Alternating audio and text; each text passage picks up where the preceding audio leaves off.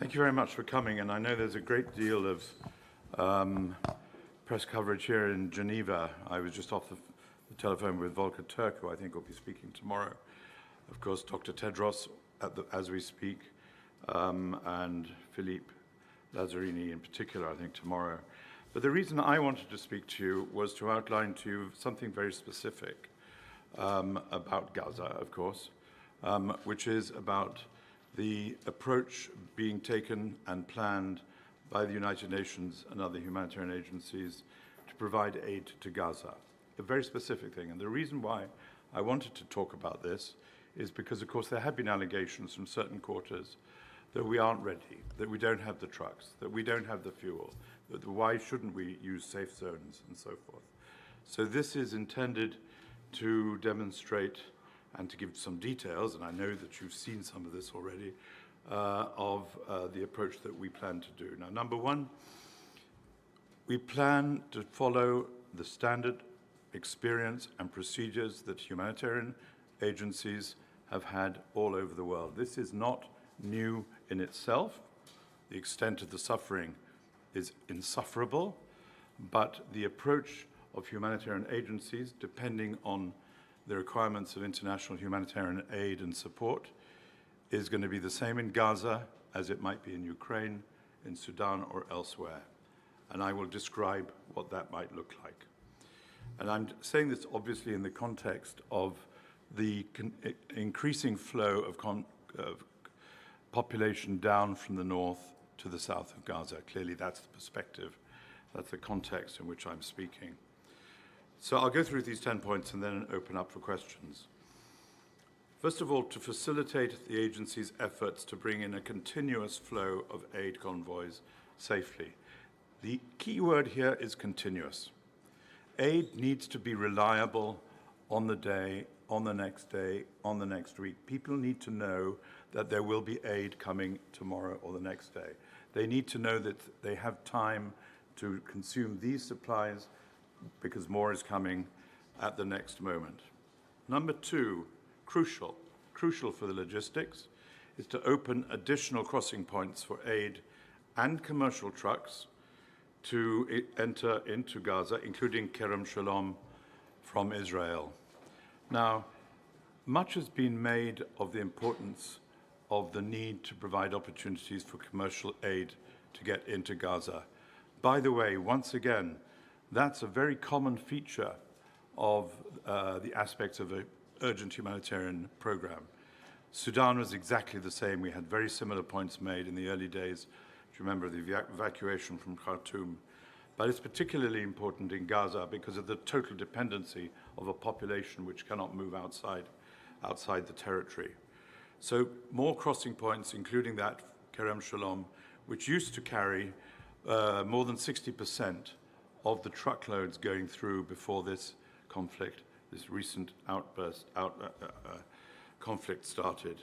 So please, Kerem Shalom, please Israel, give us that for our crossing point. Next, allow the United Nations and other humanitarian organizations access to fuel. Now, you've heard a lot about the need for fuel. I believe Philippe Lazzarini has also issued a quote today, this afternoon, saying that they received about 24,000 litres of fuel. I just want to say a couple of words on fuel. Probably to repeat what you've heard elsewhere. Number one, fuel is the driver of so many aspects of the humanitarian response. It's the driver of desalination, it's the driver of electricity, it's the driver of effective hospitals, it's the driver of trucks that will go from Rafah on entry to the distribution points. The 24,000 litres, most welcome, no question about it, is not enough to provide the fuel that we need daily to get to the whole of Gaza. My understanding is that to cover the whole of the Gazan territory and therefore all of the people in need, we would need about 200,000 litres a day.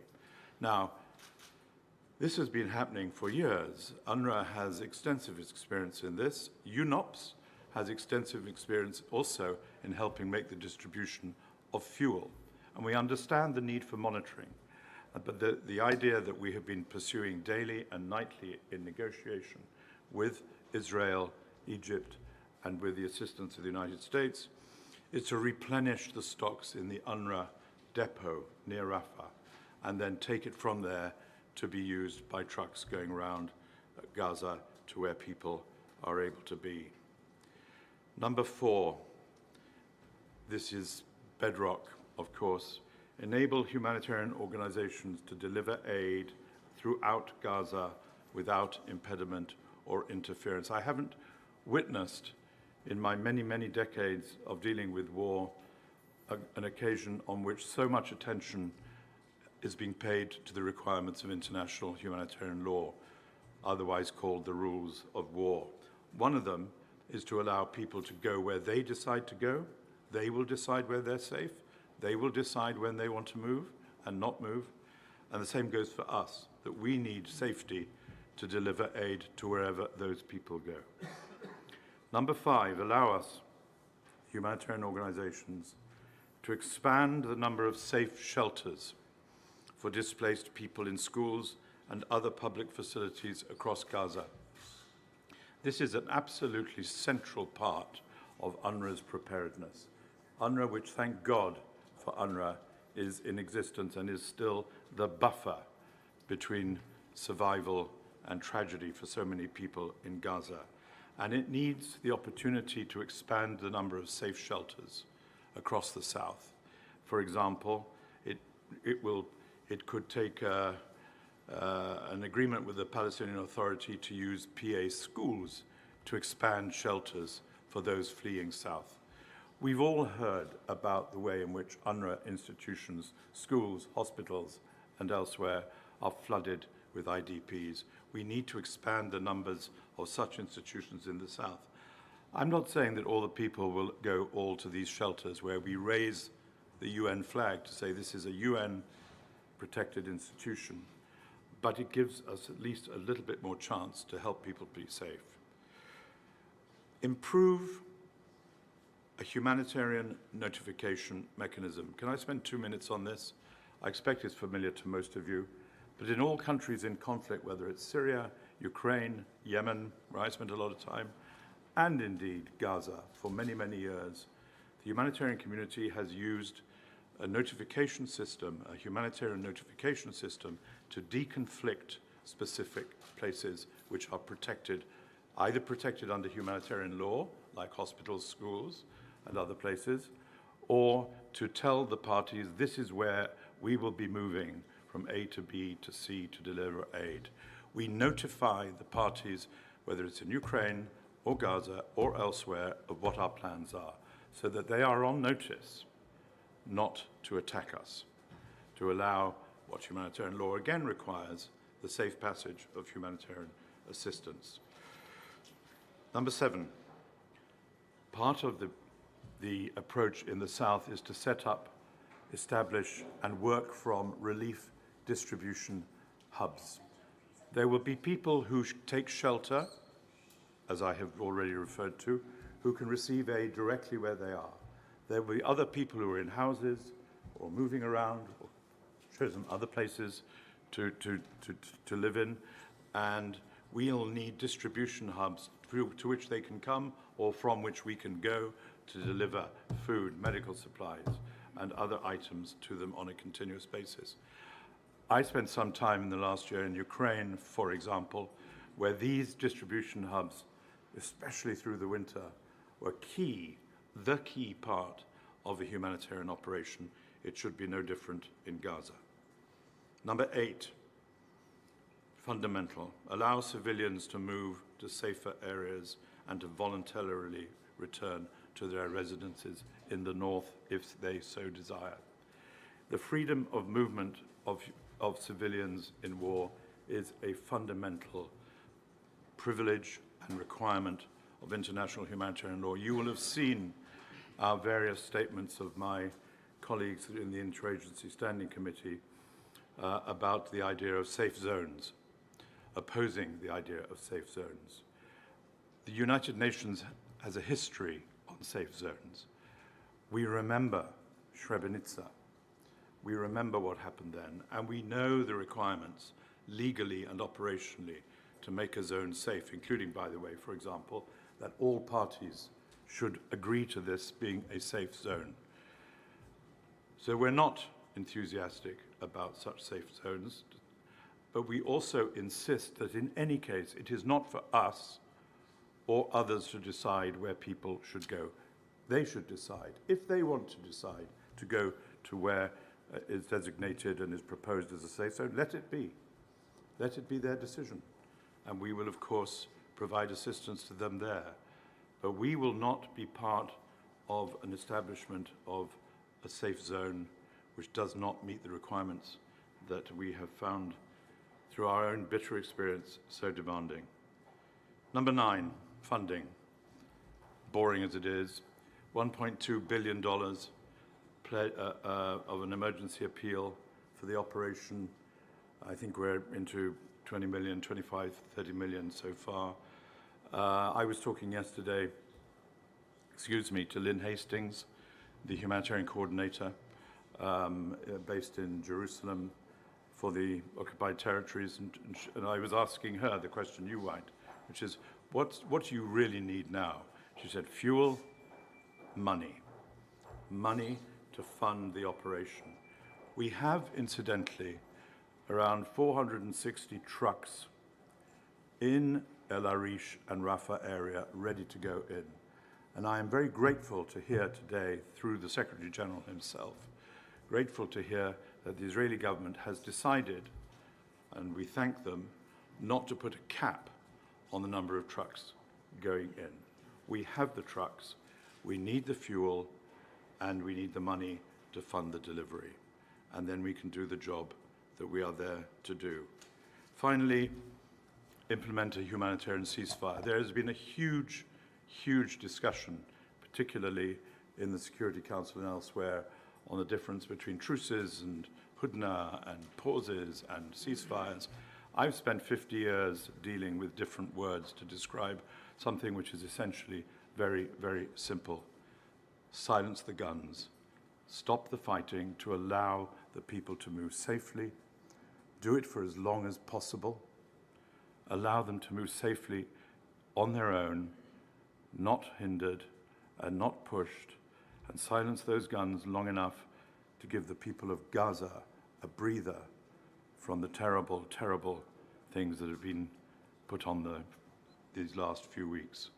This is very, very important. So these points together constitute for us an approach which we are applying. It's not about to start tomorrow, it's been going for some time, which we are applying for Gaza, and we would apply elsewhere if, for example, the occupied territories became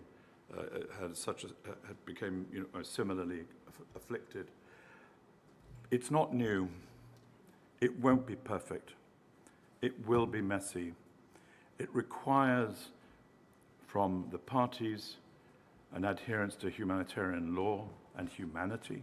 It requires from the international community funding urgently and quickly, and requires from us and my colleagues the courage, which I think they have shown amply in these last few weeks, to go where others wouldn't, but where the Gazans are and where they need their presence. Thank you very much. Thank you very much, USG Griffiths. I'll now take 3 questions. I can't cover for everybody, but please, those who have the floor, please concentrate on the plan. It's your chance to ask questions on the plan. And I'll start with the first one who asked for the floor was Rianovosti. Yuri Aprele. Thank you for the briefing. In your plans, you are not talking about hostages. So what are the chances that Israel will agree with that? And what will be the risk if Israel disagree with everything because of that? Look, for me, as I have said very often, publicly and privately, the release of the hostages is not part of a humanitarian plan. It's an obligation on all those involved. I am one of those who had the misfortune or privilege, depending on how you look at it, of seeing some of those videos of what happened on that day of October the 7th. And I have always spoken publicly about the fact that these hostages need to be released unconditionally, not conditional on some quid pro quo, unconditionally, all of them and out. And so I don't include it in the plan because that would look as if it's a condition. And I don't think it should be conditional. I think it should be done because we are all very well aware of the terrible suffering. And I met in Jerusalem some of the families of those who are still missing, still don't know whether their the 3-year-old sister taken from one family is still alive or not. So I am aware of the terrible stress on it. Now, the second part of your question is, will Israel agree with this or not? Israel, we have these daily negotiations with them in their COGAT committee, as you know, which meets daily and nightly. It's very welcome that they said today there'll be no cap on trucks. It's very welcome that they have released some fuel. This plan will allow all the parties, not just Israel, to understand what we understand to be the basis of a humanitarian operation.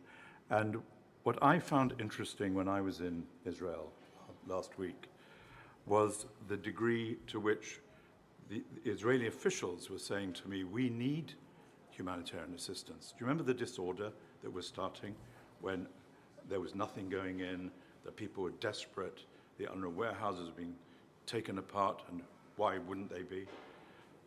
There's a reason for humanitarian assistance. It's partly and mostly for us, of course, it is completely about humanitarian, but it's also to try to calm a situation of such terrible danger. So we will negotiate this daily and nightly from now on. I've no doubt it will fluctuate according to events, but we will not relent with what we know to need. Thank you very much. On my list, Musa Assi from Al Mayadeen. In English, please. Thank you. Mr. Griffiths, can you tell us, please, some details about your meeting this morning with Iranian Foreign Minister? Did Mr. Abdullahian has any maybe initiative or message from Hamas concerning your plan? Thanks. I won't give you any details. I never do of discussions I have with visitors. He can if he wants to. As you can imagine, we discuss the situation in some detail. I'm one of those, and I imagine you are, and of course I said this to him, there am I breaking my rule already, worried about the expansion of the war into the north. And if there is to be a war in the north with Hezbollah and Israel, then I fear the worst. I fear the worst, and we know that we can easily imagine the worst, because it will be a war that makes even Gaza, with its awful horrors of daily struggle, look like just a beginning. It will be a regional war which will affect so many parts. We already see potentially impacts on Syria. My own country, Yemen, has been involved. So naturally, the worry about expansion was the topic I discussed mainly with him. And of course, he agreed with me that such expansion would not be a good thing. Thank you very much. Christian Ulrich, German press. Mr. Griffith, the 10 points that you are raising are not mind-boggling. That is what you would have said 3 weeks ago already. Why do you think saying it again is making a difference now? I'm saying it again because people keep saying we don't have a plan. And we always did. It's not mind-boggling. I deliberately said at the beginning, this is standard practice for the humanitarians. But we still have people saying, governments, including in the region, saying, but you don't have a plan. What are you going to do? Why aren't you allowing for the safe zone? How are you going to cope with the 800,000 or 50,000 or the different figures of people who come south? I want to put firmly on the record exactly, which we have not done before, by the way, in this level of detail. I want to put firmly on the record what the priorities are of our action. I'm very pleased, if that's the right word, that this is not mind-boggling. If it was mind-boggling, we'd be in trouble. There is no magic to this operation. You know, the thing about, could I make an additional personal comment on that? The thing about international humanitarian law is that it's essentially the simple repetition of humane obligations, isn't it? It is not a recondite science. It is a simple repetition of how we should treat people in the middle of war.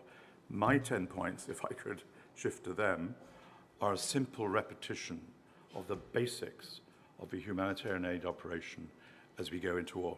By the way, I'd be very happy to have another discussion with you on Sudan and the similar things that we would need to see. You know, in Sudan now, finally, we're meeting the parties together in Jeddah, and we would be talking about access, we'd be talking about many similar things.